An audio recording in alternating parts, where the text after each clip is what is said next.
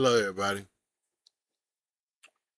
If y'all at work and y'all go through things like this, tell me, do you feel the same way? And even though this might be one place, I know a lot of black people go through this everywhere. Y'all check this out. Well, who can you run to? Our boss and the mayor are best friends, so who can you tell? Is it? Yeah. When Brandon said those words, he had no idea that the Sheila standing in front of him was actually the mayor herself. This kind of bitter irony was unfolding inside a wastewater treatment plant. The air was filled with a nauseating stench, and Brandon had to work in it for 8 straight hours. You can smell the waste. That's what that is. Oh my God. I see your facial expression. Yes, sir. It stinks in there. It's over the top for me.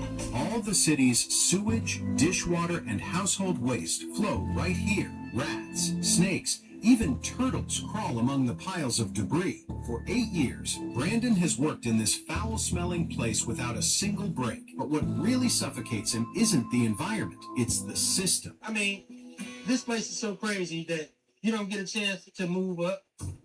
They have favoritism here. You got people that's been here for 3 months and already a supervisor. He bluntly points out that there's serious favoritism here. Even worse, when equipment breaks, no one repairs it. Management only cares if the money comes in on time. You can hear the frustration in his voice. He says he tried to raise concerns, but in a small town where power runs deep, an ordinary worker has no voice at all. Who you gonna tell? The boss is controlling everything around here.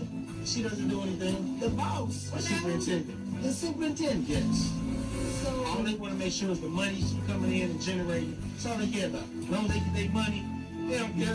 His supervisor controls everything, does nothing, yet stays close to the mayor. That kind of hopelessness, having nowhere to turn, breaks people faster than the smell ever could. Brandon says his co-workers have already given up, just showing up every day to get through the hours. I mean, it's almost to the point where you want to give up. I mean, it's like, who cares? You know what I'm saying?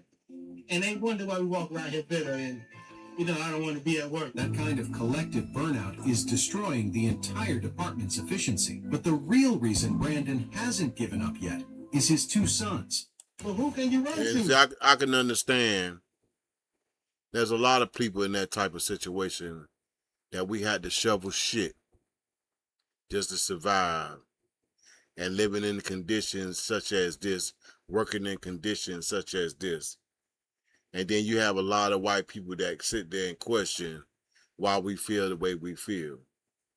Because we see this stuff every day. We see how a white person can come in and 3 months later, they over you without any experience, and you've been there for 10 years.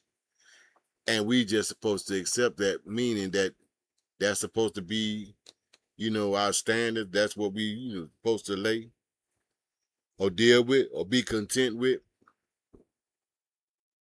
If you're going through this before and this stuff going on your job, put what's going on and what would you like to say without being detailed. I ain't trying to get you fired. But y'all have a good day. Peace.